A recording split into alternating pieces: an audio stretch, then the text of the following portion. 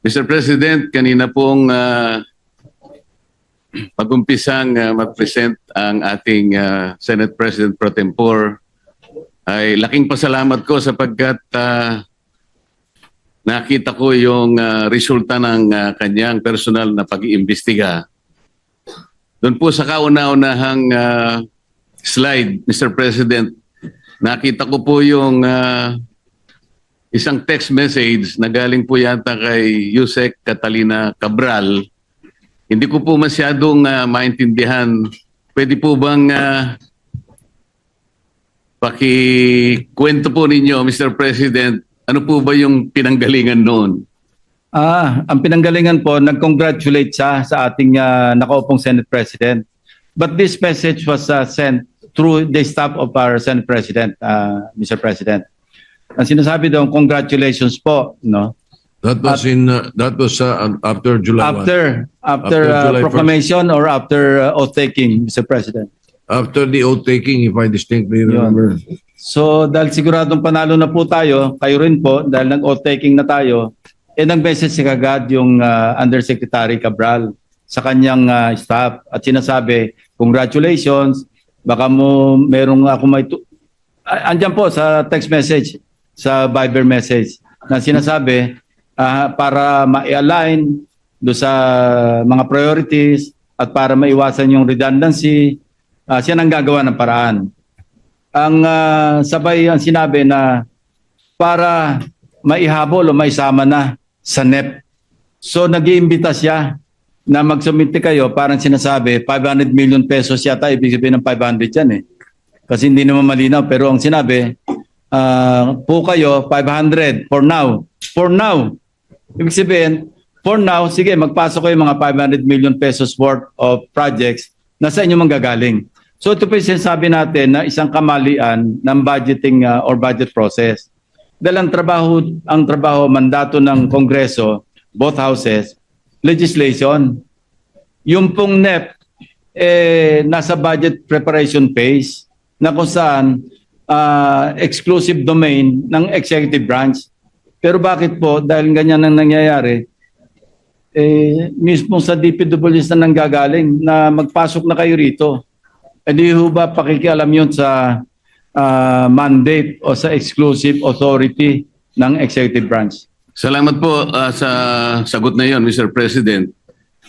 Ako po yung naniniwala na talagang wala namang initiative na nanggaling sa inyo at siya'y kusa niyang inialok po yung inaakala niya sigurong makakatulong o makakapagbigay ng kasiyahan sa inyo. Yun po yung akala niya. Opo. At agad pong tinanggihan ng ating Senate President. Alam ko po. Sinabi niya agad sa staff niya, wag, ayoko ba't ako maglalagay dyan? Kasi po kaya ako naitanong to, Mr. President, kahapon po, ayaw pa niyang aminin na dahil sa pagtatanong ko po na sa kanya, sinabi ko bakit lumilitaw kahit anong ibigay na ceiling ng DBM, pinapalitan mo, sabi ko sa kanya. Ayaw po niyang aminin yon, wala raw po siyang kinalaman kung ang pag-uusapan ay yung paglilista. Wala raw siyang kinalaman. Ngayon po malinaw na nagsisinungaling talaga siya sapagkat naipakita ko po kahapon, Mr. President, lalong-lalo na po sa flood control projects, yun pong mga insertions, aminin man niya't hindi, ngayon po inapatunayan na natin, ay talagang siya po talaga yung gumagawa dahil siya po yung Undersecretary ng Planning Services. At lalong-lalo na po doon sa tinatawag na FAPs. Ito po yung Foreign Assisted Projects. Yun po malinaw na malinaw. Ipinakita ko po, Mr. President, yung sulat ng DBM noong July 2023 na kung saan sinabi mismo sa kanya, please adhere strictly dun sa mga ceilings na binibigay namin sa inyo.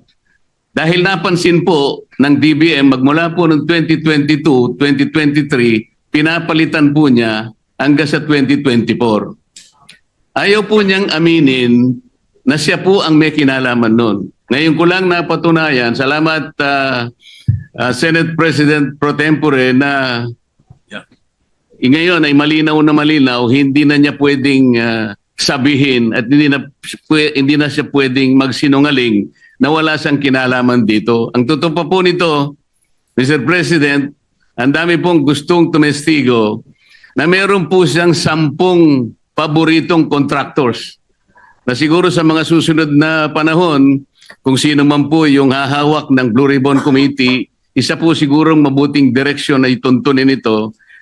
At marami rin pong palagian na pumupunta sa kanyang opisina na mga politiko.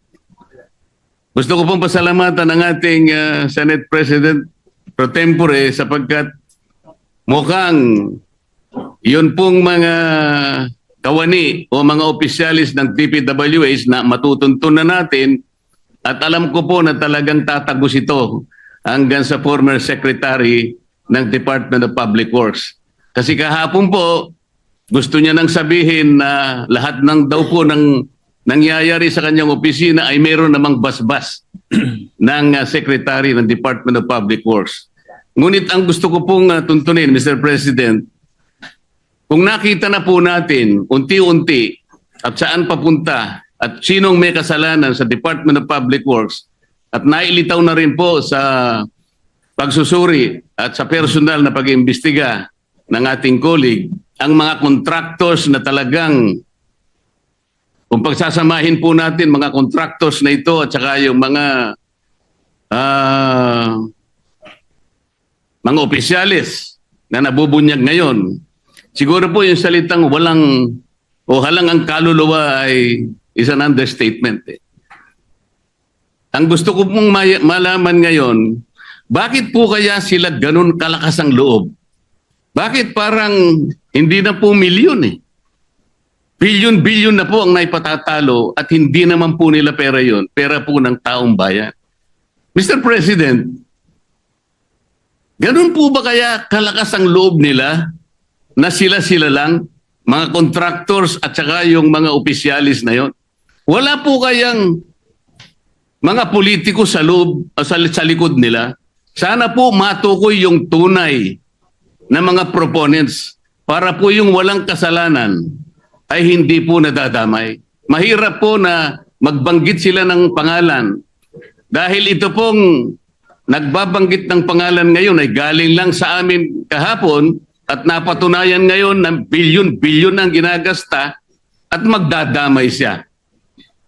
At meron pong nag-text sa akin sa magitan ng emissary ng abogado ng Diskaya, Mr. President, meron po palang isang congressman, kanina pong nag-hearing sila, nakausap yung abogado ng Diskaya, kailangan meron kayong matukoy na senador sapagkat makokontempt kayo. Nasa akin po yung text message, Mr. President. Sa mga tweet, gusto lang nilang magpangalan. Hindi po mabuti yun. Kailangan po, sa tulong na rin po ni Senator Lacson, total naumpisan na yung mga contractors, naumpisan na itong mga kawani at opisyalis ng DPWH na talagang kandidato na po talaga sa impyerno.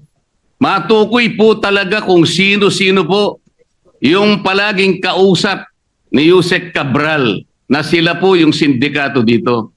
Para po yung walang kasalanan ay huwag pong madamay. Maraming salamat po, Mr. President. Salamat po, Your Honor. Yeah, maraming salamat po rin sa ating distinguished gentleman from Tarlac and the Republic of the Philippines.